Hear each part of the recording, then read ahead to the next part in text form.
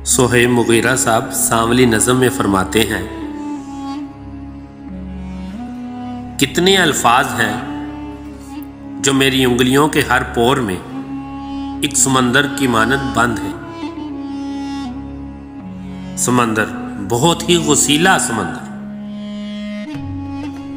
समंदर वो जो मुंतजिर है कि कब तेरे होंठों के दोनों सिरे मुस्कुराहट की कोशिश में खींचने लगे और रुखसार में पेचो खम डाल दे।